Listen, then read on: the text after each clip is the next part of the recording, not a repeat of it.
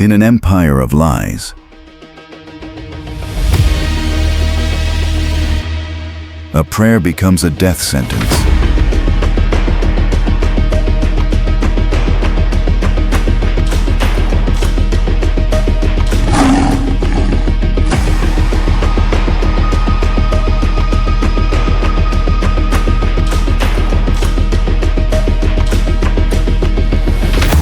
An unalterable law.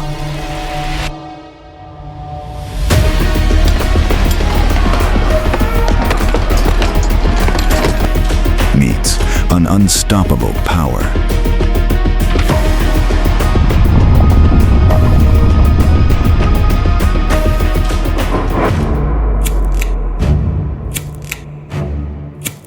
Years passed. Nebuchadnezzar slept with his fathers, and new kings ruled in Babylon. His successor, Belshazzar, Dopaladeir, a king of great pride and little wisdom, made a great feast for 1,000 of his lords. And while he tasted the wine, Belshazzar gave a command. An act of supreme arrogance, born of drunken pride.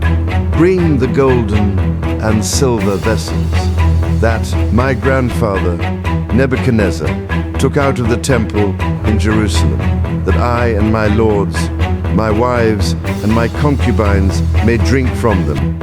So they brought the golden vessels that had been taken out of the house of God, and the king and his lords, his wives, and his concubines drank from them. They drank wine and praised the gods of gold and silver, of bronze, iron, wood, and stone. They defiled the holy with the profane.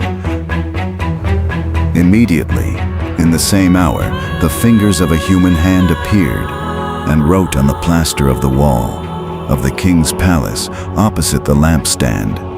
And the king saw the hand as it wrote.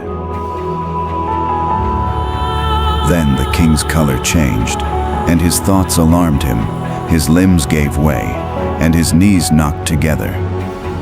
The king cried aloud to bring in the enchanters, the Chaldeans, and the soothsayers.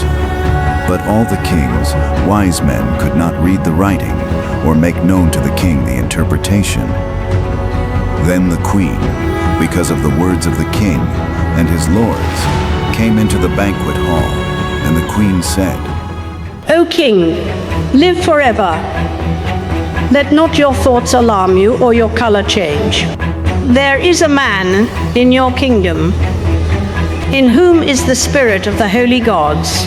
In the days of your grandfather, light and understanding and wisdom, like the wisdom of the gods, were found in him. An excellent spirit, knowledge and understanding, to interpret dreams, explain riddles, and solve problems, were found in this Daniel. Then Daniel was brought in before the king, King Belshazzar's pleading. And if you can read the writing and make known to me its interpretation, you shall be clothed with purple and have a chain of gold around your neck, and shall be the third ruler in the kingdom. Then Daniel answered and said before the king, Let your gifts be for yourself, and give your rewards to another. Nevertheless, I will read the writing to the king, and make known to him the interpretation.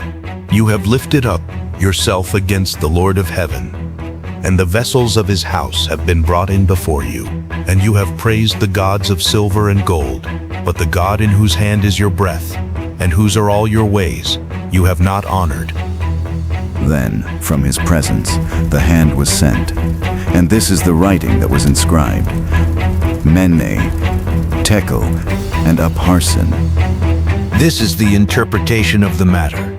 Mene, God has numbered the days of your kingdom and brought it to an end. Tekel, you have been weighed in the balances and found wanting. Perez, your kingdom is divided and given to the Medes and Persians. Then Belshazzar gave the command, and they clothed Daniel with purple, put a chain of gold around his neck, and made a proclamation concerning him that he should be the third ruler in the kingdom. That very night, Belshazzar the Chaldean king was killed.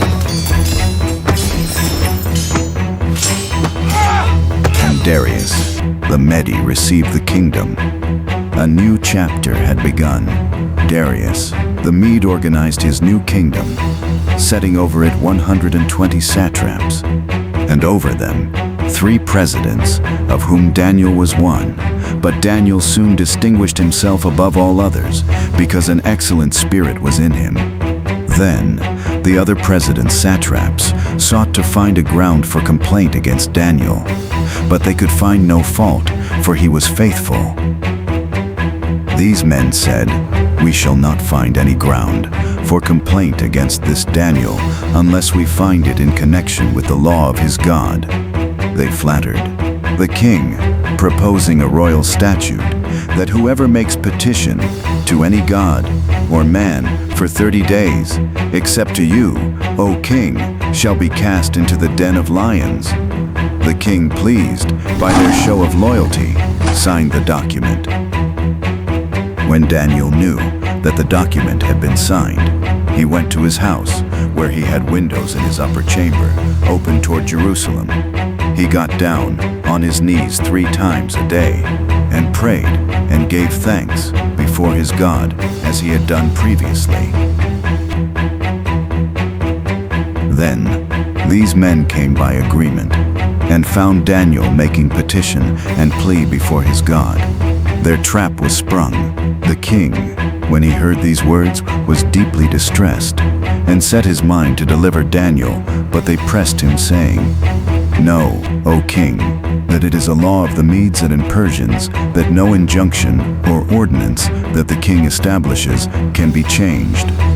Then the king commanded, And Daniel was brought past a cant and cast into the den of lions.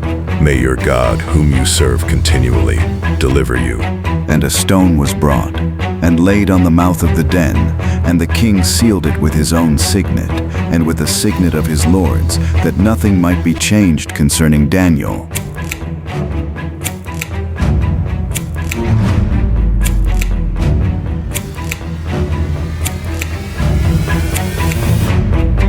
Then the king went to his palace and spent the night fasting. But in the den, Daniel was not alone.